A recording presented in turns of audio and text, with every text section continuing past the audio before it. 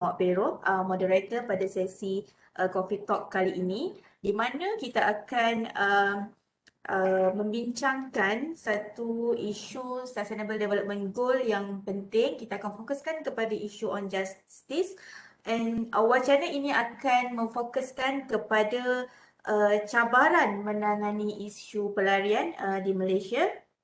Dan bersama-sama kita pada petang ini untuk mengulas lanjut isu ini adalah yang berusaha Profesor Madya Dr. Bakri bin Mat, Timbalan Dekan Pusat Pengajian Antarabangsa UUM, pakar dalam isu keselamatan bukan tradisional, termasuklah isu yang kita akan bincangkan pada hari ini, isu pelarian, isu keselamatan makanan, keselamatan cyber dan sebagainya.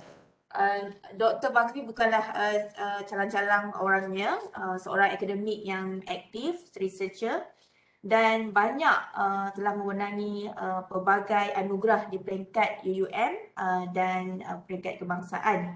Antaranya buku research berkenaan isu pelarian telah memenangi Best Research Book Award 2019. Kemudian buku bertajuk Dasar Sekuriti Makanan dan Keselamatan Insan, Human Security lah di Malaysia, pula telah memenangi anugerah buku terbaik negara bidang sains sosial, anugerah Bintara Penerbitan dalam bidang sains sosial daripada UKM juga. Dan sebelum saya meneruskan langsung perbincangan kita pada hari ini, saya ialah Siti Darwina binti Muhammad Pero dari Pusat Pengajian Antarabangsa, dan sesi hari ini kita akan frame as a moderator session, dan kita akan sembangkan dengan Profesor Madya Dr. Bakri berkenaan isu ini. Dan siapa-siapa yang di sini yang berminat untuk question and answer, bolehlah mengajukan sebarang persoalan di chat room yang disediakan. Saya ada beberapa persoalan yang ingin ditanyakan kepada Profesor Madya Dr. Bakri berkenaan. Yang pertama ialah berkenaan SDG itu sendiri, ya, Sustainable Development Goal itu meletakkan konsep justice sebagai salah satu objektifnya. Kenapakah agaknya doktor konsep justice ni menjadi keutamaan SDG? Assalamualaikum warahmatullahi wabarakatuh dan selamat petang. Saya harap semua orang boleh dengar suara saya. Ada masalah tak dengar suara saya? Ada, okey. Okey, terima kasih. Okay. Terima kasih Dr. Siti Darwinda Pero, moderator untuk sesi kali ini, pengarah SEMA Dr. Muhammadiyah Dr. Idayu, timbalan pengarah saya nampak, dan juga rakan-rakan ahli akademik dan semua yang hadir pada hari ini, sama ada dari UM ataupun daripada rakan universiti kita yang lain. Jadi pertamanya terima kasih kepada SEMA yang telah menganjurkan program yang baik seperti ini. Saya terus kepada jawapan persoalan yang diajukan sebentar tadi. Dan saya tidak menyediakan sebarang slide untuk sesi kali ini kerana katanya sifatnya adalah secara santai dan lebih kepada perbualan. Kalau ada sebarang persoalan kita akan perbahaskan kemudian nanti. Kembali kepada soalan tadi, kenapa justice menjadi salah satu daripada objektif? Jadi sebenarnya kita tak boleh nak mengharapkan sebuah negara dapat mencapai pengguna mampan ataupun sustainable development itu tanpa ada keamanan, keadilan dan juga tanpa ada tadbir urus yang baik, tanpa ada institusi yang kuat, yang kukuh untuk menyokong. Kita melihat dunia kita semakin bergolak. Kita dapati ada negara yang aman, tenteram, mengalami pembangunan ekonomi yang baik, makmur, manakala setengah negara lain, banyak negara lain sebenarnya bergolak, jatuh dalam kitaran konflik yang berterusan dan kesannya ditanggung oleh generasi ke generasi. Manakala kita lihat juga keganasan bersenjata dan ketidakstabilan boleh menjejaskan pembangunan negara, dan ini boleh dilihat di segenap pelosok dunia sebenarnya berlaku. Justru SDG 16 khususnya sebenarnya yang penuh itu ialah peace, justice and strong institution, memberi tumpuan kepada aspek keamanan, keadilan dan peranan institusi untuk saling menyokong di antara satu sama lain untuk mengurangkan semua bentuk keganasan, ketidakadilan di samping bekerjasama untuk menamatkan konflik, injustice ataupun juga insecurity. Saya rasa itu jawapan kenapa justice menjadi objektif utama kepada SDG. Ya, terima kasih banyak doktor. So memang justice ni sesuatu yang ditekankan bukan sahaja dalam SDG dalam Islam tetapi ada satu isu basic human right kepada semua ya. Jadi apakah yang mendorong dan menarik perhatian doktor untuk melakukan penyelidikan berkenaan isu justice ni dan menjadi topik penyelidikan doktor yang utama? Sebenarnya penyelidikan tentang isu pelarian khususnya adalah expansion daripada penyelidikan saya yang sedia ada, iaitu dalam subdisiplin kajian keselamatan ataupun security and studies. Ya. Mungkin ada di antara kita tidak familiar dengan bidang ini. Jadi tumpuan saya dalam subdisiplin ini adalah kepada isu-isu keselamatan bukan tradisional, termasuklah membabitkan isu pelarian. Hari ini konsep dan isu keselamatan bukan tradisional ini bukanlah sesuatu yang asing lagi. Kalau kita tengok dasar-dasar negara, antaranya Dasar Keselamatan Negara tahun 2021 hingga 2025 dan Dasar Keselamatan dan Ketenteraman Awam DKKA, ada telah dimaktubkan di dalam itu isu-isu diperincikan dengan panjang lebar isu keselamatan bukan tradisional ini. Jadi sehingga hari ini alhamdulillah saya dan tim penyelidikan saya yang lain seperti Prof Zarina dan Dr. Andika daripada UKM, Dr. Mahbubul Haq Bangladeshis merupakan pensyarah di UNIZA, even Dr. Siti Darwinda sendiri dan beberapa rakan yang lain telah melakukan penyelidikan dalam tajuk seperti ini dan saya dan tim telah melakukan 4 penyelidikan mengenai isu pelarian ini. So harapnya dengan ada sesuatu yang boleh kita sumbangkan output daripada penyelidikan ini. Okey. Output tu bunyi macam menarik tu. Tapi saya rasa belum boleh dikongsikan lagi kot. Mungkin dalam perbincangan yang seterusnya nanti sikit-sikit doktor mungkin akan share apa output yang akan didapati ataupun telah didapati daripada hasil penyelidikan yang telah dilaksanakan, terutamanya berkenaan isu pelarian ya. Bercakap berkenaan dengan pelarian ni doktor sebenarnya kan, macam mana kita nak define pelarian ni sebenarnya? Siapakah mereka? Apakah yang membuatkan mereka itu ialah pelarian doktor? Sebenarnya ini bukan jawapan yang mudah untuk diberikan. Kita kena rujuk kepada di 1951 Convention relating to the status of refugees. Saya cadangkan supaya rakan-rakan yang ada di sini cuba untuk familiarize dengan convention ini.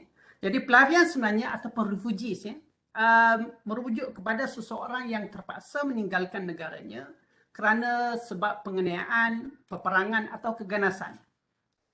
Jadi ketakutan itu termasuk dalam aspek dari sudut penganiayaan kerana faktor bangsa, agama, citizenship ataupun kewarganegaraan, berbeza pandangan politik, keahlian dalam juga keahlian dalam kumpulan sosial tertentu. Jadi ini yang menjadi punca kepada kenapa mereka dianiaya ataupun dinafikan hak.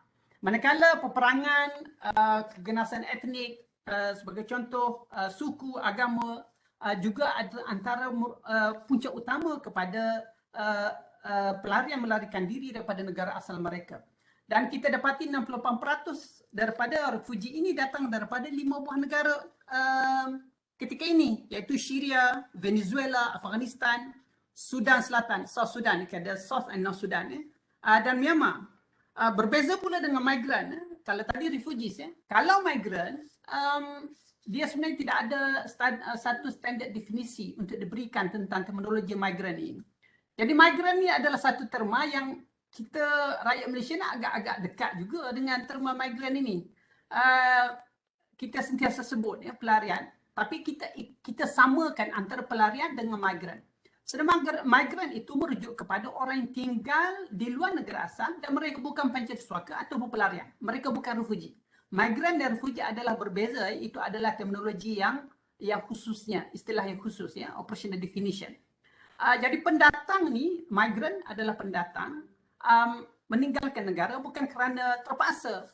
Mereka meninggalkan negara asal kerana faktor ekonomi, nak bekerja, nak belajar.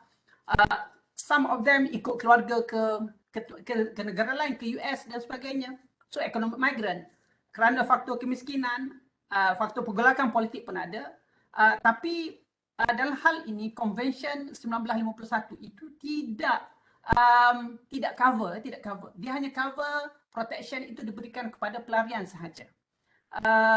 nanti sedikit kita akan sebut tentang 1951 Convention itu apa yang di cover. 1951 Convention pula dia cover tentang hak pelarian, hak pelarian di negara penerima, tanggungjawab negara penerima kepada pelarian, dan tanggungjawab pelarian kepada negara penerima. So ini tiga benda yang sama, benda yang diperincikan. Dan siapa yang tidak patut dilayan sebagai pelarian, sebagai contoh penjenayah perang. Jadi mereka tidak dilayak.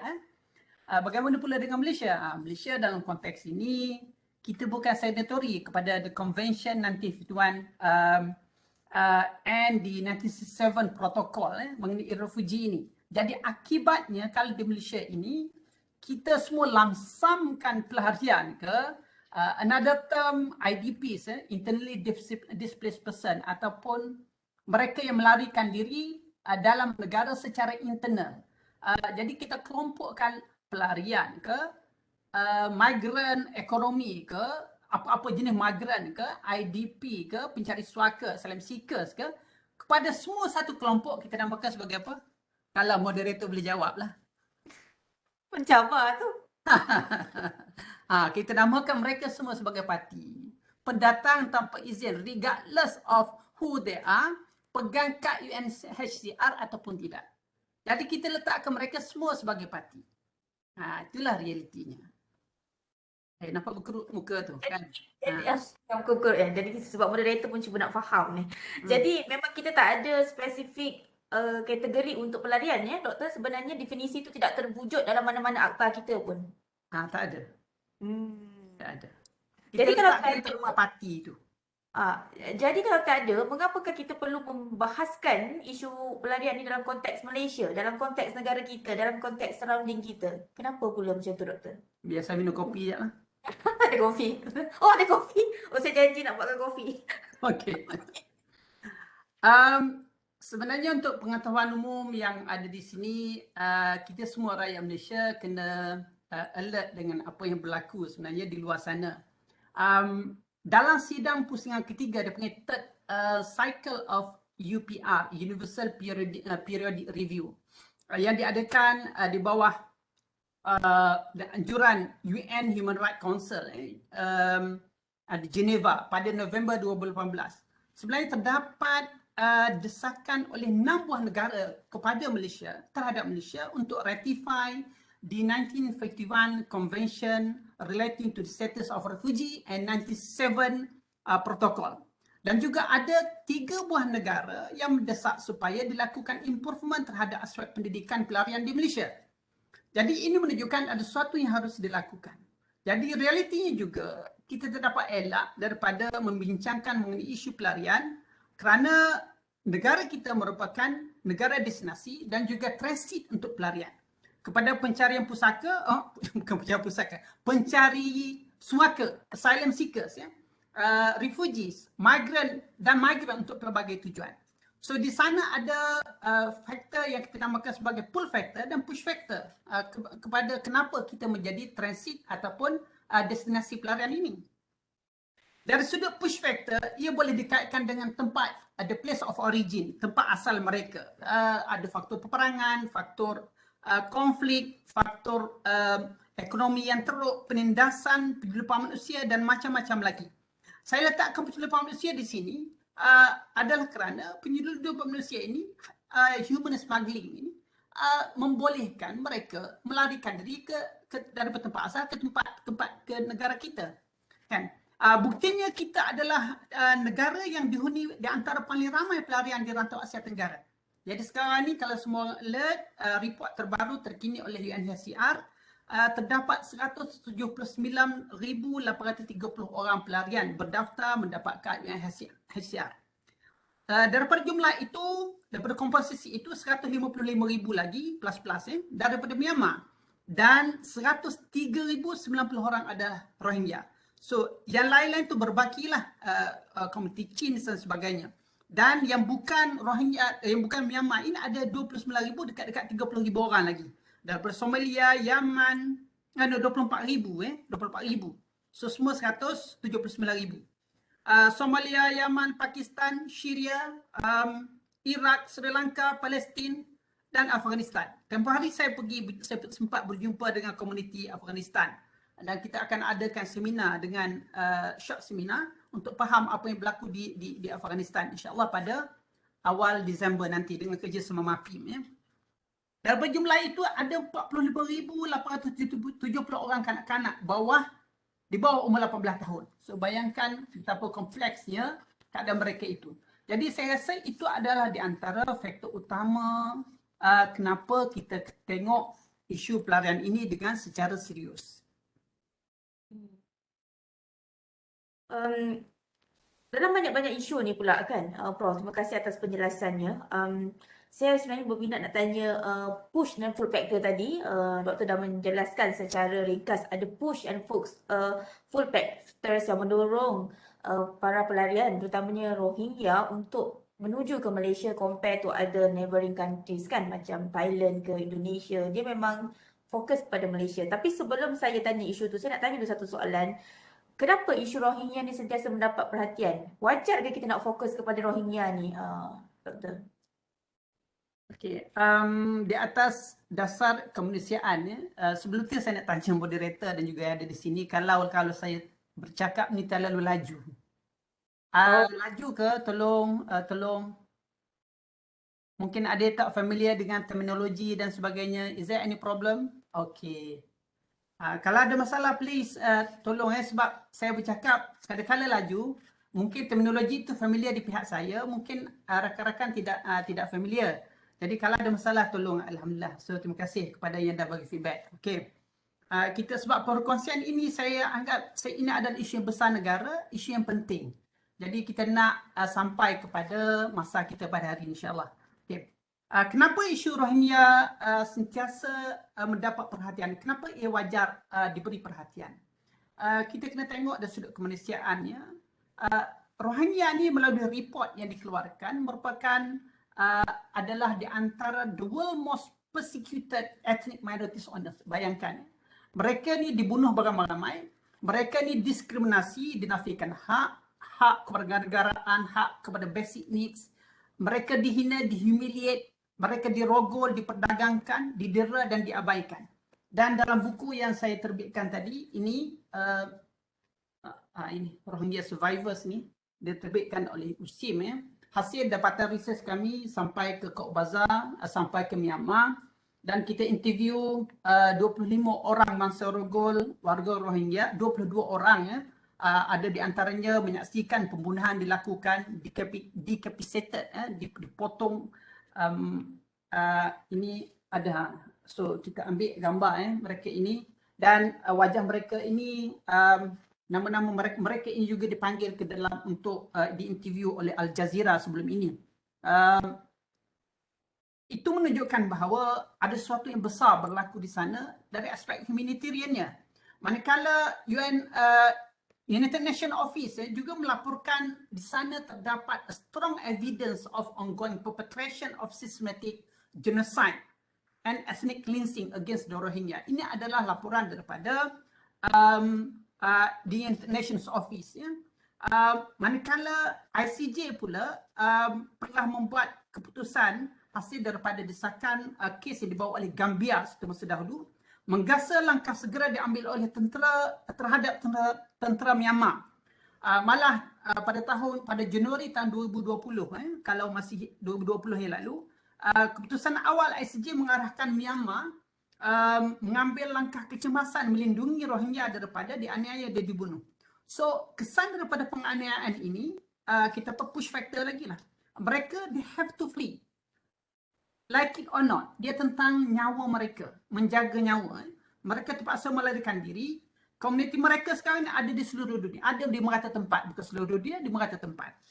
Di Cox's Bazar sebagai contoh, itu di dalam Bangladesh, ya, dan Kutub Palung. Currently, UNHCR estimate as of September tahun 2021 ini, 30 September, terdapat 902,000, hampir 1 juta berada di kawasan yang sempit itu, yang tidak luas itu. Jadi mereka density sangat padat, residing in the camps. Dan camp pula, Masya Allah, memang teruk. Camp ni sangat teruk. baru ni ditimpa ada kebakaran, kemudian dilanda ribut dan sebagainya. Dengan most of the family ada sekurangnya 4 hingga 5 orang anak. Satu family duduk dalam camp. Jadi kita boleh bayangkan bagaimana penatnya keadaan mereka itu. Dan ramai lagi yang stateless, mereka tak ada bernegara dah. So ditendang terajang sana sini. Okay? Kerana itu mereka berada di merata tempat. Mereka menjadi suaka, mencari suaka, menjadi pelarian. Ada di antara, ramai di antara juga mati dalam perjalanan. Ditolak ke laut, tenggelam di lautan, naik bot. So bot tadi, ni bot yang ada ni adalah, ini first hand gambar asli kami dalam perjalanan nak dikejar oleh tentera Bangladesh, polis Bangladesh. Jadi dalam keadaan itu kita letak barang, ambil gambar di tepi laut itu. Ni kita silap dekat dengan, saya lupa ni, apa dia, ada tulisan kat dalam ni. Okey, dekat dengan apa nama kampung ni, tak ingat dah nama kampungnya. Ini gambar first hand kita lah. Ini dengan bot inilah mereka melarikan diri di lautan ya. Kalau nak cross, kan ada yang besar, ada yang kecil, tapi yang kecil inilah bot mereka. Kan tu ceritanya.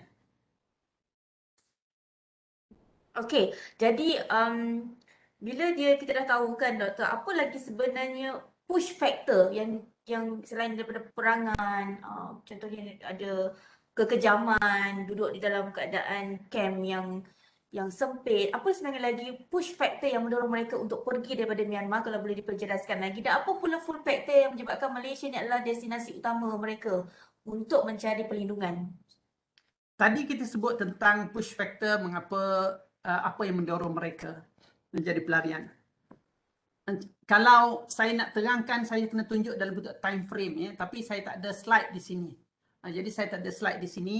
Saya tak boleh nak tunjukkan period. Yang paling kritikal dalam Myanmar dan Rohingya history adalah what happened in 1982, tahun 1982. Bila undang-undang tentang kewarganegaraan diwujudkan, dilaksanakan, etnik Rohingya ini di-remove dari senarai etnik yang menjadi penduduk bumi Myanmar. Itulah yang trigger kepada macam-macam apa yang berlaku next tahun 2017, 2014, 2017 dan what happened prior to that. Banyak lagi lah siri-siri yang mendorong, yang menekan mereka, memaksa mereka untuk meninggalkan bumi tanah kelahiran mereka. Jadi itu kita bincang tentang push factor. Bagaimana pula dengan pull factor di Malaysia ini? Sebenarnya ini valid dalam pelbagai keadaan untuk menjelaskan kenapa Rohingya dan juga lain-lain pelarian sebenarnya datang ke Malaysia. Bukan setakat pelarian, bukan setakat Rohingya sahaja. Cuma penyelidikan saya ini adalah menyentuh tentang Rohingya. Dan mungkin satu punca adalah penyelidikan utama doktor, dan majoriti pelarian di Malaysia adalah Rohingya, kalau kita boleh kata. Betul. Majoritinya adalah Rohingya. Itulah menjadikan kita punya sebut pelarian, fokus kita tertumpu kepada Rohingya tadi. Kalau kita tengok dari sudut pull factor pula, faktor menariknya adalah yang pertama kerana faktor geografi. Ini tak boleh nak nafikan. Dari laut sebenarnya kalau tengok, again tak ada gambar saya dah tunjukkan. Dari laut tu turun, saya terang-terang macam tu dah tunjuk-tunjuk. Atasnya adalah Bay of Bengal, turun ke bawah lagi ialah Andaman Sea. Andaman Sea tu dia pesisiran pantainya ialah Myanmar dan juga Thailand. Kemudian turun sampai ke segenting Kera, turun ke bawah lagi ialah Selat Melaka. Jadi yang terdekatnya adalah Langkawi. Jadi kalau anda semua nak tahu kenapa di Langkawi itu turun adanya Rohingya di sana, perahu bot Rohingya sampai, itulah sebab dia. Tak jauh sebenarnya. Okay? Jadi boleh sampai ke Selat Melaka, drift away, ditolak oleh angin sampai ke pula ke Aceh. Itu yang 600 orang tahun 2017 sampai ke bumi Aceh. Jadi kita lah penerima teramai. Sampai ke Thailand, ditolak ke laut lagi. Matilah mereka di lautan. Yang selamat belayar sampailah ke Malaysia. Itu dari sudut lautan untuk sampai ke kita. Daratan pula, mereka ni hanya perlu lepasi Thailand, Myanmar ke Thailand. Okey. Nanti kita duduk soalan-soalan tu. Hopefully saya sempat cover dalam masa yang ada. Dari sudut daratan pula, mereka hanya perlu melepasi Thailand daripada Myanmar. Jadi jaraknya berapa jauh? 713 km. 713 km, di sini ke Johor pun 800 km. Jadi tidak jauh sebenarnya perjalanan daratan. Daripada Bukit Kahir Hitam yang terdekat bandarnya ialah Mount Daun. Mount Daun tu di sebelah Filipina and sebelah Myanmar. 713 km, jarak lebih kurang 10 jam perjalanan. Bergerak ke atas lagi 1000 km, 1200 sampai ke Bangkok. Itulah nak ceritanya, dekatnya. Jadi dalam keadaan begitu, negara kita pula adalah negara archipelagic, kita namakan. Archipelagic nation ataupun negara kepulauan. Sebuah negara kepulauan ni, surrounding kita ialah air. Kan? Dan ada bahagian daratan. Jadi kita boleh bayangkan, sepadan kita pula, kita dengan Thailand ni, kita bordering Thailand di daratan sejauh 595 km. Itu daripada tip hujung sekali itu tangga 100 pos Batu Putih di Perlis. Ni orang Perlis kena tahu ni, kan? Bergerak masuk ke dalam hutan tu, ke sepadan tu yang dijaga oleh PGA tu, okay? Saya pergi lawat dah baru ni pada bulan lepas, 2 lepas. Tuan-tuan kena pergi baru tahu realiti susahnya mereka ada kat sana. Sampai ke hujung sebelah Kelantan, mana kita ada Sungai Golok 95 km. Sungai Golok tu, itulah sempadan kita dengan Thailand. Jadi bayangkan 595 km termasuk sempadan sungai tadi untuk kita jaga bagaimana keadaannya untuk kita mengelak daripada bolos. Kan? Kalaulah kita tengok apa yang berlaku di Wang Kelian tu, memang itulah realitinya. Kita kena appreciate keselamatan kita dalam hal ini. Mereka struggling, mereka mengorbankan masa kehidupan mereka berada di sana. Kalau tuan-tuan yang sempat pergi dekat sempadan 10 meters daripada tembok yang kita bina tu, separating Malaysia Thailand tu, tuan tahulah kena angkat senjata menghadap tembok untuk jaga, mengawal sempadan negara daripada bolos. Jadi kena ambil kesempatan, terutamanya berada ke UUM, kan. Jadi amat sukar realitinya. Dari sudut lain pula, dari sudut ekonomi memang itu enticing mereka datang. Mereka lihat kita ni makmur, maju. Di samping lagi kita ni beragama Islam, aman, stabil. Jadi lagi menarik mereka untuk datang. Mana lagi severe kepada mereka kalau bukan kita sesama Islam, khususnya orang Islam lah yang ramai ni, kan. Di samping itu image positif kita yang menolong. Kita banyak menolong. Kita hantar bantuan sampai ke Cox's Bazar, sampai ke sana. Jadi mereka yakin kalau datang ke Malaysia mereka mendapat perlindungan. Jadi itulah sebabnya mereka cuba untuk datang, sanggup menggadai nyawa, sampailah mereka juga dieksploitasi oleh sindiket dan penyelundup sehingga berlakunya kes kematian di Wang Kelian. Sehingga sekarang ni saya rasa masih lagi ada yang kita menunggulah fakta-fakta sebenar apa yang berlaku di sana. Jadi itu berlaku dalam keadaan kita pun tak jangka kan yang berlaku. So dia ada push and pull factor. That pull factor tu very very interesting. Tambahan pula sebenarnya kita ni terbuka untuk menerima. Saya rasa itu penting. Itu adalah di antara faktor utama lah. Right. Maybe doktor boleh ulas tak faktor juga, ada faktor dia yang mengatakan yang saya terbaca kan, bahawa ada generasi sebelum ni, macam saudara mara dia dah ramai di sini. Kan, kalau doktor boleh ulas. Itu saya terlepas pandang untuk jelaskan. Sebenarnya kalau kita bincang tentang migration, refugee ni, network of migrant itu mainkan peranan yang sangat besar. So mereka saling berkomunikasi di antara satu sama lain. Mereka saling berhubung dan juga mereka memberi maklumat mana port, lokasi yang selamat, kaedah untuk berjalan bergerak, kaedah untuk migrate. So itu mereka maklumkan kerana saudara mereka berada dalam keadaan yang sangat tidak selesa. Mereka tertekan. Ada yang terpisah suami isteri, anak dan sebagainya. Jadi proses melarikan diri daripada place of origin, daripada kawasan yang di Cox's Bazar sana untuk keluar daripada kawasan tersebut berlaku secara berterusan. Sehinggalah family mereka dapat bertemu, dapat berkumpul semula. Begitu juga dengan kalau nak cari kerja kan. So network ini memainkan peranan yang besar. Kan? So betul seperti yang moderator sebutkan tadi. Okay, terima kasih banyak doktor atas penerangan tadi yang sangat detail. Dan kita cakap tadi ada tanah kelahiran kan. Sebenarnya tadi baru bersembang dengan student pasal nationalism kan. Sebenarnya bila kita buat data fieldwork kan, bila kita jumpa anak-anak Rohingya ni, bila dia kata jadi apa, jadi askar, kita macam terdetik, askar negara mana kan? Sebab tak tahu, dia stateless, dia tak ada status, tapi semangat dia, nationalism dia terhadap Myanmar tu tak ada, memang sangat tinggi. Jadi nak cakap lah bawa adik-adik di sini kan, kalau ada para pelajar kan, hargailah keamanan, justice yang kita rasa sekarang ni. Bercakap pasal justice tadi kan, doktor. Di Malaysia ni, adakah sebenarnya kita telah memberikan satu perlindungan yang mencukupi kepada para pelarian, dan mengapakah kita bertindak sedemikian, sama ada mencukupi ataupun tidak, ataupun kita bertindak tetapi kurang mencukupi? Macam mana tu kalau doktor nak ulas? Saya nak ulang lagi fakta bahawa kita sebenarnya bukan negara signatory kepada di 1951 Convention and subsequent Protocol 1967. Tapi itu tidak bermakna kita tidak memberi bantuan kepada dan sokongan kepada pelarian. Jadi kita sediakan bantuan.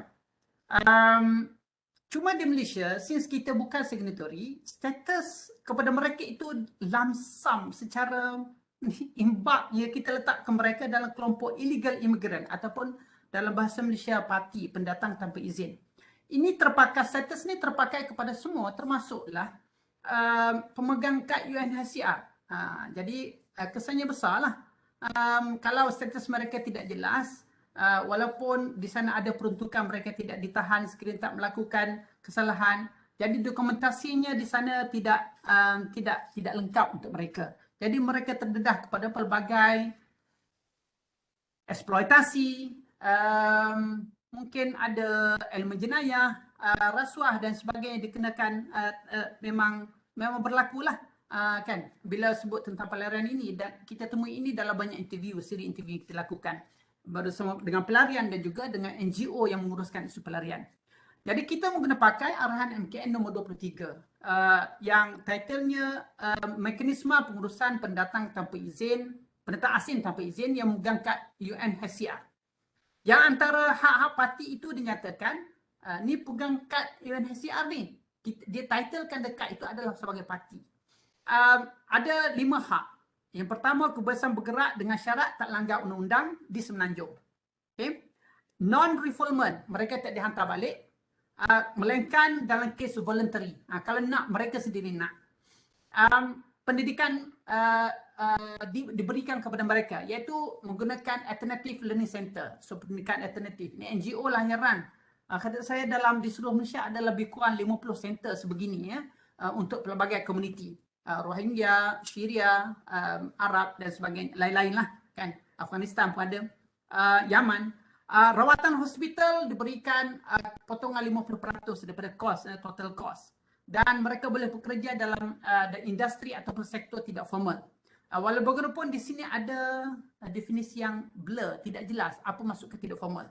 Jadi secara lengkap boleh tengok Hansard Parlimen Dewan Rakyat Mesyuarat kedua penggal ketiga. Ini kita tengok pada 10 bulan 8 2020. Kita sebenarnya boleh simpulkan tidak ada mekanisme khusus dan sudut perundangan. Malah dalam undang-undang kita menyatakan jelas begitu. Perlindungan, peruntukan, fasiliti dan sebagainya hanya untuk rakyat Malaysia sahaja yang ada dokumentasi yang sah. Walau bagaimanapun, saya ulang lagi, bukan bermakna kita tiada inisiatif untuk bantu. Sebagai contoh, cuma kita kena faham reasoning kenapa Malaysia bertindak demikian. Dengan status parti ini, mereka pelarian ini sebenarnya terdedah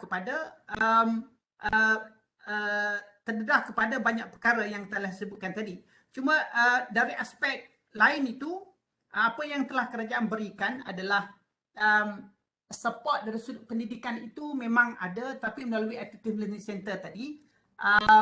Cuma yang amat ketara nanti kita akan sebut dan sebut recommendation adalah dari aspek dokumentasi, screening kepada mereka dan peluang pekerjaan. Peluang pekerjaan ini penting untuk disebutkan di sini kerana dia menjadi kunci kepada untuk mendapatkan basic need yang lain. Untuk mendapat basic need yang lain. Jadi saya nak simpulkan kalau sebut tentang pelindungan, adakah mencukupi? Masih lagi questionable lah di sana.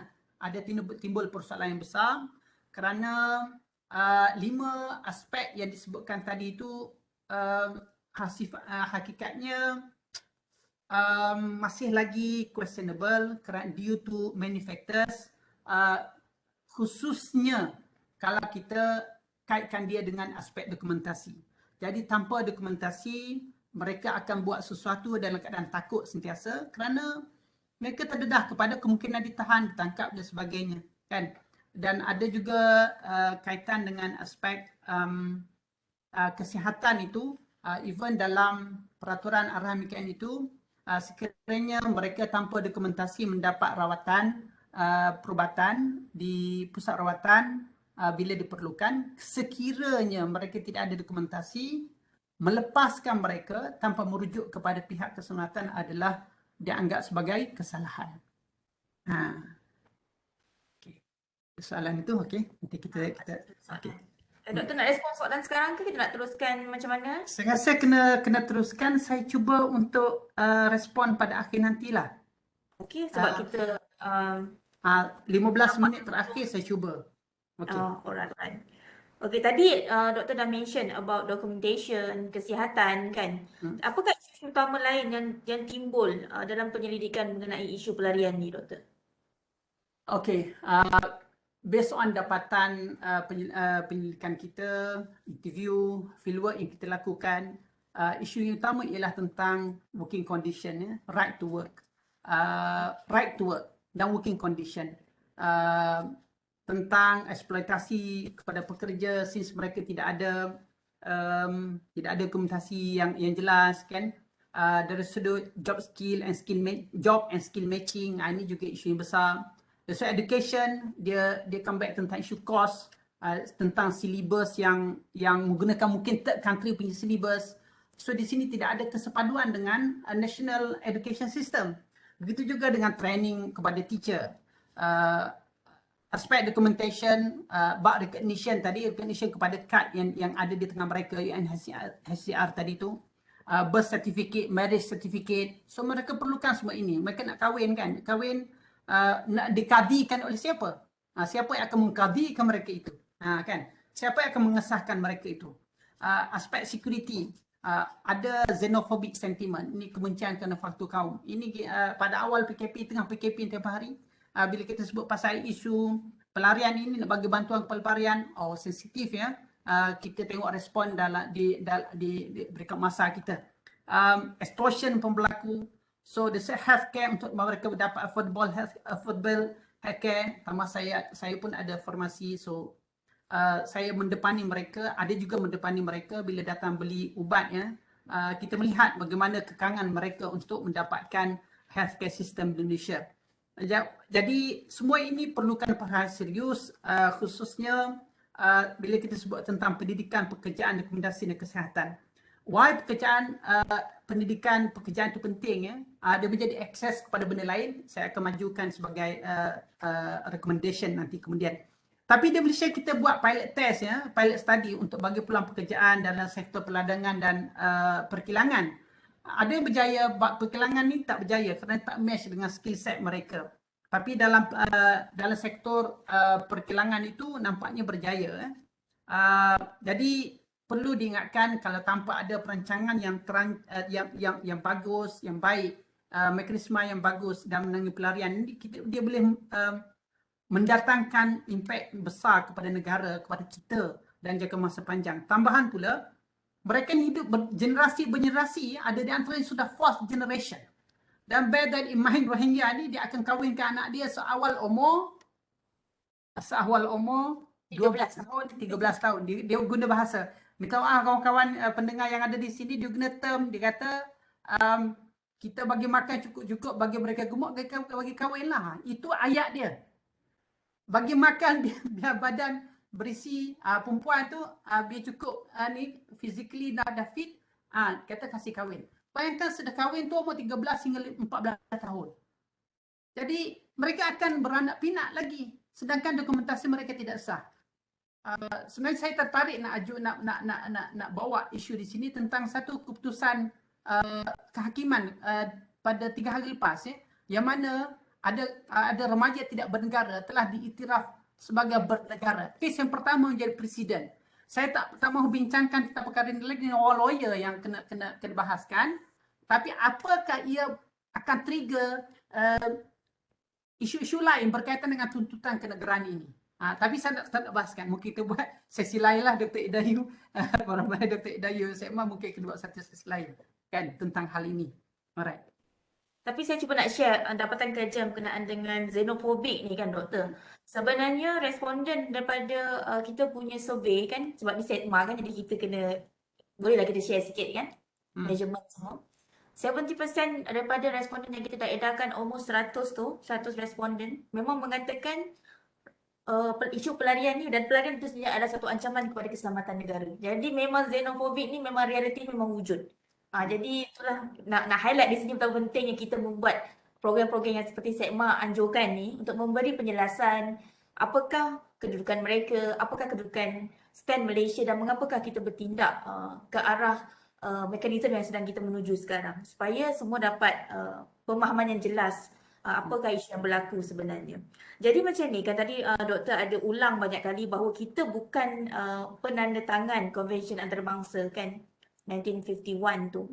Jadi apakah halangan utama untuk Malaysia sebenarnya menandatangani konvensyen tu, doktor? Kenapa kita tak menandatangani konvensyen tu sampai sekarang, walaupun ada tuntutan di pihak UPR tu kan, 6 negara sekurang-kurangnya memaksa kita untuk menandatangani konvensyen tu. Di sini saya lihat dari perspektif kerajaan. So dalam kerajaan ni ada pemegang taruh yang banyak dan pemegang taruh tu bukan sekat kerajaan government. Pemegang taruh kalau sebut nak tanda-tanda convention ni, refugee pemegang taruh, citizen, rakyat Malaysia juga pemegang taruh, agensi kerajaan yang terbabit juga pemegang taruh dalam kes ini. Jadi pandangan mereka itu perlu diperhalusi. Jadi kalau saya tengok cabaran kalau kita nak tanda tangan convention, dan mengapa, apakah perlu kita nak tanda convention sebagai penyelesaian, kita tengok kepada yang pertama, cabaran dalaman kita adalah national priorities. Priorities kita tengok pada prioriti pemegang taruh yang saya sebutkan tadi. Kalau rakyat kita, adakah rakyat kita dengan reda dan relanya bagilah hak kepada pelarian? Ini persoalan yang saya lontarkan. Tapi kalau refugee, memang dia kata bagilah hak kepada kami. Sebab itu adalah prioriti mereka. Tapi kalau agensi, sudah kita kata nak bagi hak, adakah agensi bersedia right mentality dalam konteks ini? Itu juga persoalan. Di pihak kerajaan, parti politik, adakah mereka nak throw the bomb? Isu pelarian umpama bom. Bom, adakah orang masyarakat awam boleh terima? Boleh pakai mereka dalam pilihan raya? Bersediakah mereka? Kalau negara, pemimpin negara, mana nak utamakan keselamatan negara ataupun kedaulatan negara, ataupun utamakan isu kemanusiaan orang luar, hak negara dan rakyat ataupun hak orang luar? Nak utamakan kursus jangka pendek yang tak memerlukan kos yang tinggi ataupun kursus jangka panjang? Kalau sains tu kena ada akta-akta lain dan ada kos-kos lain. Kos kewangan yang kita tangguh, kena revamp education system, integrate mereka dalam pendidikan, kesihatan, sektor pekerjaan. Rakyat kata masuk mereka di sektor pekerjaan, kamu nak kerja kat mana? Kan? Ini di antara halangan dalaman. Yang kedua adalah readiness tu. Readiness, adakah kita bersedia, ada keinginan politik untuk buat perubahan itu? Ini cabaran juga. Isu pelarian ni memang isu bukan popular dalam konteks parti politik ya. Boleh jatuh orang yang naik pegang kerajaan parti politik yang kalau throw idea tentang assign convention. ISET dah menunjukkan petanda kat ratu room statute begitu juga. Penambahbaikan, cabaran tentang penambahbaikan tak diurus. Okay, receive question. Allahu Akbar. Let me complete a few ni, then hopefully kita boleh respond. Thank you for the question. Kerajaan perlu menanggung kos, kesediaan tadi. Okay, itu ada cabaran yang saya rasa menghalang sebenarnya, yang menjejaskan kita untuk sign dan juga come up with a proper solution. Walau bagaimanapun, kita boleh katakan bahawa isu pelarian ini adalah isu kemanusiaan sejagat yang dekat di hati kita. Tapi cabarannya besar dan menjadikan ia sukar untuk ditangani kalau tak ada political will. So apa pandangan doktor sebenarnya? Personally kan, kita patut Ha. sign atau tidak? Kalau tidak, apa cadangan doktor? Saya berpandangan kalau nak tambah baik tak perlu pun sign. Tak perlu pun sign. Kalau mau kata kena sign. Kalau sign tu dia jadi desakan tu adalah desakan antarabangsa. Jadi saya untuk memberi jawapan kepada UPR nanti kita kata tak perlu sign pun kita boleh buat. Kita buat perubahan secara dalaman. Yang mana uh, kita boleh lakukan itu secara internal, secara internal. Dan kita pernah lakukan dalam kes-kes membabitkan pelarian daripada Aceh, Cambodia, Selatan Filipina, Syria dan lain-lain. Kita bagi discretion kepada mereka. Itu komponen dalam akta immigration itu. Mungkin ada rakan-rakan yang lebih arif di sini boleh perincikan, boleh bagi penjelasan kepada saya kemudian. Mungkin boleh clarify saya kalau saya salah. Dan Malaysia sebenarnya juga belum bersedia sepenuhnya untuk tanda tangan. Kalau pun nak tanda tangan. Kita ada external challenges. Bayangkan rantau Asia Tenggara ni kalau nak tanda tangan, surrounding country tak ada tanda tangan pun kita je tanda tangan. Apa yang jadi? Nampak kita dah tanda tangan, orang akan menyerbu masuk ke sempadan kita, masuk ke dalam negara kita. So jadi pull factor. Yang kedua, unstable political condition di negara-negara jiran kita seperti Myanmar tadi. So dia akan terus keadaan tidak stabil sebenarnya. Yang ketiga, dari absence of common agreement among Southeast Asian countries ni juga menjadi masalah besar kalau kita nak tanda tangan. Jadi kalau kita tak berhati-hati, dia boleh menjadi isu keselamatan kepada negara kita. Ini saya melihat dari perspektif negara, kerajaan negara Malaysia dan keselamatan negara. Tapi dengan tanda tangan pula, adakah kita bersedia dengan kos? Kita bersedia, adakah kita ready? Saya argue kita kurang bersedia. Saya argue kita kurang bersedia. Kita nak jaga keutamaan adalah masih lagi menjaga keperluan rakyat kita. Tapi kita mengambil kira juga mereka dalam institusi, dalam makin mas adik itu, cuma kita perlu improve dari aspek itu. Kita perlu improve beberapa aspek. Mungkin kalau saya boleh cadangkan di sini, saya terus kepada tentang cadangan yang saya sebutkan tadi. Okay, benefit dari signing tadi itu, dia meningkatkan transparansi, betul. Dia baik ya. Tapi force untuk change tu datang daripada luar. Jadi kalau kita tidak betul-betul have the right mentality, right really bersedia untuk berubah, dia kesannya besar kepada kita kemudian lah. Kan? Jadi cadangannya adalah yang pertama, kita ada propose ya, apa namanya, targeted refugee response framework ya, yang mana kita ada empat frame di situ, 4 time frame. Entry point, short term, medium term dan juga expanded solution. Ini yang jangka panjang. Saya nak cadangkan improve bab entry point ini. Kita kena improve identification and profiling and documentation. Sekarang peranan dimainkan oleh UNHCR. Kenapa penting kita ambil point ini? Point ini penting kerana kita dapat identify siapa mereka yang betul-betul ada kemahiran, yang mungkin ada education yang bagus, saintis dan sebagainya, doktor dan sebagainya. Boleh kita absorb mereka. Mereka ada quality individual. Kan? So kita dapat cater bab job sector, economic sector tadi. Kan? Kita boleh manfaatkan mereka. Kalau tidak, UNHCR interview mereka, tahu ni berkualiti, dia akan hantar ke luar negara, hantar ke negara lain, third country. So entry ni sangat penting. Jadi kita pula jadi tempat dumping lah. Kan? Negara luar ambil yang berkualiti.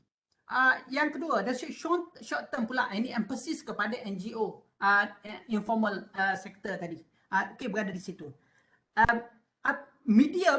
Medium term, kita improvise, kita punya pendidikan, formal, informal dan juga pendidikan kemahiran. Kena bagi pendidikan kemahiran kepada mereka. Kerana third country perlukan pelarian yang berkemahiran. Jadi cepatlah mereka keluar daripada Malaysia. Tidak berada lama di Malaysia. Kalau tanpa kemahiran, mereka duduk dengan kerja potong rumput. US nak terima ke orang yang potong rumput tu? Kan? Betul, labor masih lagi diperlukan di sana. Tapi requirement adalah kepada yang skill worker. Ini masalah. Jadi kalau kita boleh improve aspek itu, insyaAllah repatriation sama ada voluntary ataupun hantaran third country itu lebih cepat. Dan last sekali adalah expanded solution. Inilah last solution, barulah kita pergi kepada ubah mana-mana undang-undang, akta pendidikan, akta immigration dan sebagainya, akta kesihatan to integrate the element of refugee tadi untuk memberi keadilan kepada mereka. Okey, terima kasih atas cadangan yang diberikan tadi melalui targeted refugee framework doktor, kalau kita boleh cakap tadi kan. Okey. So saya terus pergi lagi 10 minit lebih kurang ni kepada 4 soalan ni doktor, have to be very precise lah and quick kan. So ada pertamanya daripada Dr. Idayu sendiri, apakah wujud kawalan terhadap jumlah pelarian yang dibenarkan dalam Malaysia? Ada kawalan ke doktor? Tidak ada. Macam mana kita nak mengawal? Kita tak tahu pun berapa ramai pelarian yang ada di negara kita. Yang registered tu 179,000. Yang unregistered mengikut laporan dari sumber lain ya, angka tu mencecah mungkin 200,000. Itu malah ada katakan sampai 200-300,000 pun ada. So dia ribu raban punya figure lah. Besar kita tak tahu. Yang masuk formal, adakah masuk formal? Masuk saluran sah kan? Yang masuk melalui jalan laluan seludup, penyeludupan lubang tikus bukan lubang tikus, laluan tikus. So kita tak ada, sebenarnya kita tak ada kawalan tentang jumlah pelarian. Okey. Kawalan terhadap jumlah pelarian ini berlaku sekiranya kita menandatangani convention. Masalahnya, kalau kita tandatangani convention, yang illegal akan datang lebih ramai. Kalau negara seperti Jepun, dia jauh daripada continental. So pelarian tak masuk ke sana. So dia boleh screening ambil hanya 0.6% daripada pelarian yang minta nak masuk ke negara mereka. Kita ni negara archipelagic, Jepun archipelagic tapi dia jauh. Kita ni archipelagic dan kawalan sebelah kita agak longgar mencabar, kata longgar dan mencabar. Kita pakai bahasa poros, poros national border. So payah kita nak kawal. Jadi jawapannya adalah tak ada kawalan jumlah tu. Okay. Sebab kita dengan fakta kita tak sign pun ramai yang datang kan, apalagi kita sign, doktor dah ulang banyak kali, akan jadi lebih pull factor kepada negara untuk orang datang ke negara kita lah. Jadi ada soalan daripada Profesor Madya Dr. Masnita pula. Apa beza pelarian Vietnam yang ditempatkan di Pulau Bidong zaman dahulu dengan pelarian sekarang? Kenapa kita tak buat macam placement di Bidong? Contoh lagi doktor. Ini sebenarnya ada di antara beberapa cadangan yang kita nak buat ya. Dan kita nak propose kepada kerajaan. Malah dalam pembincangan saya dan tim saya dahulu pun mengangkat idea ini. Kerajaan pun dah alert. Why not kita hantar mereka ke mana-mana pulau seperti yang pernah kita lakukan kepada pelarian Vietnam dahulu. Tapi dia belum materialize. Saya ambil contoh kes di membabitkan pelarian Rohingya juga di Bangladesh. Mereka diletakkan di sebuah pulau dan angka mereka di pulau itu ialah sejumlah, kata saya dalam 15,000 orang. 15,000 orang. So berada di pulau. Jadi ini adalah di antara solution yang berpotensi untuk kita lakukan, untuk kita buat. Perbincangan saya dengan kawan-kawan di Indonesia sebenarnya juga mengangkat perkara yang sama tentang why not sekali kita letak mereka di pulau. Cuma bila kita letakkan mereka di pulau, again aspek-aspek lain tentang pulau tu masih lagi wilayah kita. Kan? Tidak akan mungkin suatu masa nanti mereka claim pulau tu sebagai hak mereka. Kan? Itu juga boleh menjadi isu, kan? Jadi kita letakkan mereka di situ, kita kena bagi training kepada mereka so that mereka boleh meningkatkan skill mereka, kualiti mereka menjadi skill worker, knowledge worker. So that mereka boleh contribute kepada masyarakat kita, kepada ekonomi negara kita, ataupun kalau mereka nak voluntary repatriation ataupun transfer ke third country juga lebih cepat dan lebih mudah. Hopefully menjawab kemudian Dr. Masnita punya soalan. Okey, terima kasih doktor atas penjelasan. Kita ada satu soalan daripada saya rasa student daripada Indonesia, mobility student Elizabeth ni. Dia tanya, is the refugee have the right to settle down in Malaysia? Maybe to change their citizenship to Malaysian, or they have certain period of time to live in Malaysia? Right to settle down itu kita sebutkan tadi dari awal. Refugee ini dia pegang kad UNHCR. Refugee itu ialah status yang diberikan oleh UNHCR. Dari perspektif negara kita, sorry saya cakap bukan saya polis, suara agak tegas, tapi saya bukan polis.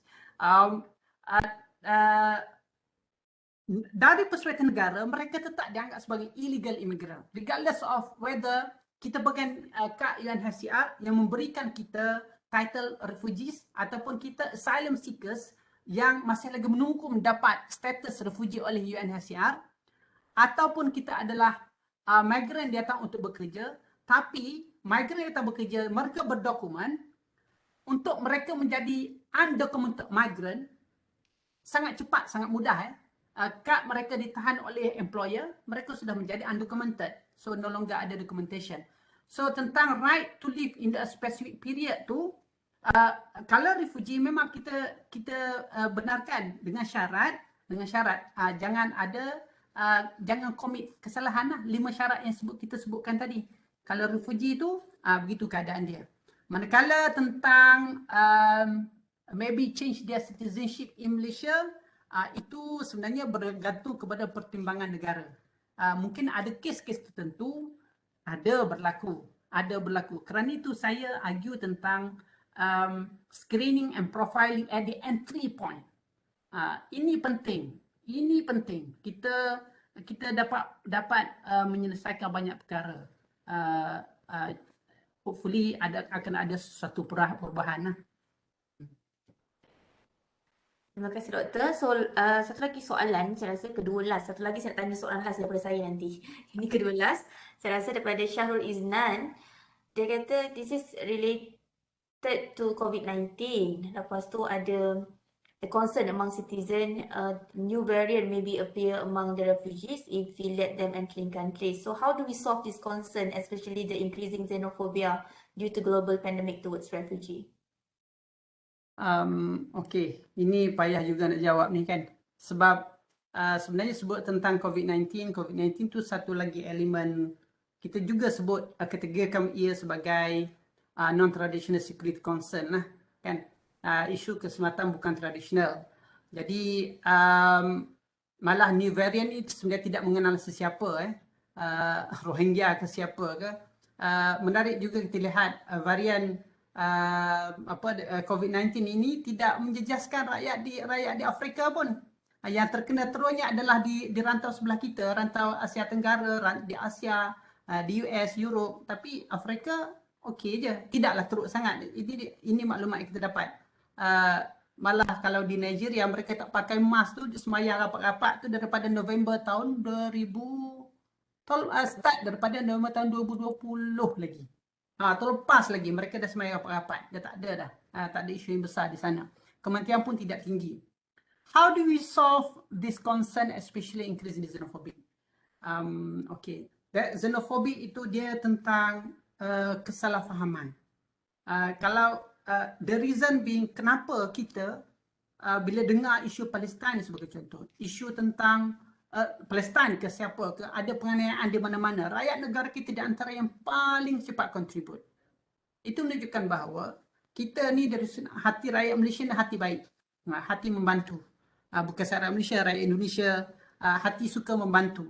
Tapi dalam situasi keadaan politik yang tidak stabil ini, sayangnya saya boleh katakan isu-isu seperti ini diangkat menjadi isu politik.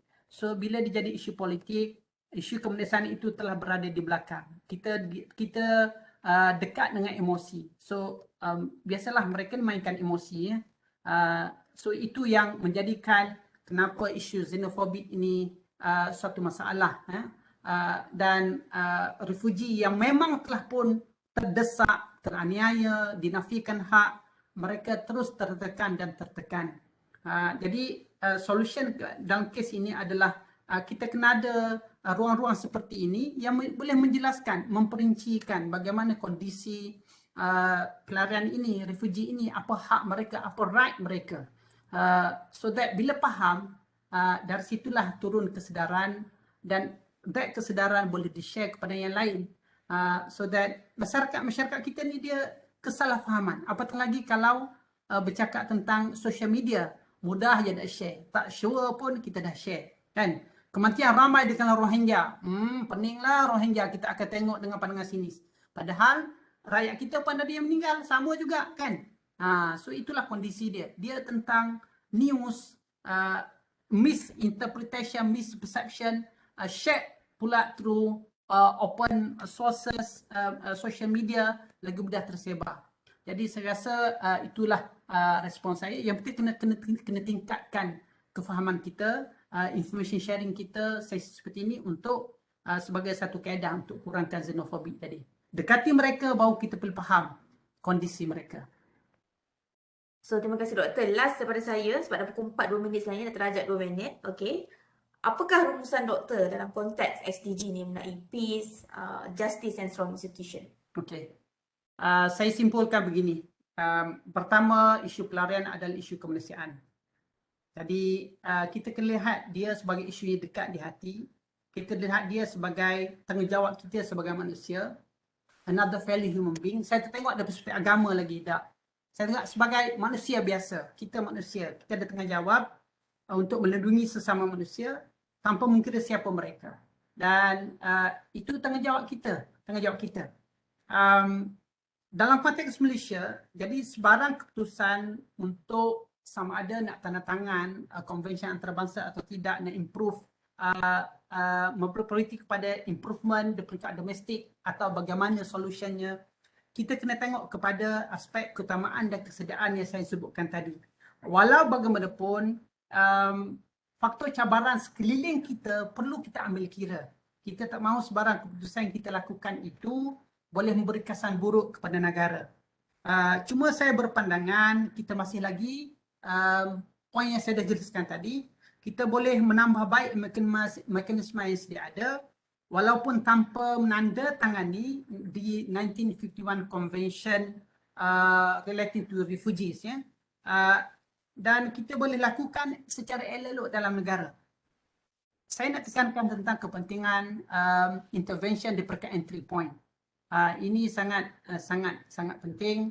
Mungkin saya salah dari sudut pandangan tersebut, tapi saya argue bahawa intervention di peringkat entry point ini membuka jalan kepada banyak perkara yang lain subsequent tu dalam intervensi pada period-period yang lain yang saya sebutkan kepada 4 fasa tadi. Jadi insya-Allah kita sebenarnya kita doakanlah kita masih boleh meraihkan hak mereka dan berlaku adil mengikut kemampuan kita. Kita sebut juga dalam konteks SDG ini, SDG menekankan tentang elemen peace, justice and strong institution. Saya rasa itu adalah di antara elemen penting. Keamanan, keadilan memerlukan strong institution. Kita doakan kerajaan kita, negara kita aman, maju, makmur dan mampu menyediakan kemudahan kepada mereka yang memerlukan, rakyat dan juga pelarian ini. Terima kasih.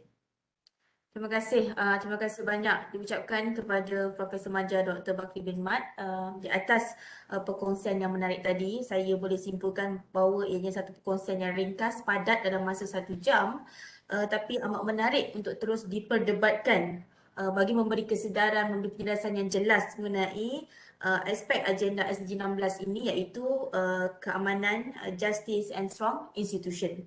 Okey, saya juga mengambil kesempatan ini untuk mengucapkan terima kasih kepada PM Dr. Nur Idayu Mahat, pengarah Center for Testing Measurement SETMA UUM and Center for Testing Evaluation and Measurement SETMA UUM di atas peluang yang diberikan kepada kami di pihak SOIS untuk berkongsi hasil kajian, especially daripada Dr. Bakri lah yang memang expert dalam bidang isu-isu keselamatan bukan tradisional, salah satunya adalah aspek pelarian ni. Dan juga kepada para pelajar dan para pensyarah daripada UUM, daripada luar yang sama-sama hadir bagi sesi Coffee Talk pada hari ini. Saya ingin mengucapkan sekali lagi seribuan terima kasih dan memohon maaf sekiranya sepanjang saya mengemudi sesi ini terdapat salah faham ke terdapat cacat silap di mana-mana, yang baik daripada Allah Subhanahu Wa Taala dan baik daripada saya. Sekian dulu, wabillahi taufiq wal hidayah. Wassalamualaikum warahmatullahi wabarakatuh dan semoga kita berjumpa pada sesi yang akan datang. Sekian, terima kasih. Terima kasih.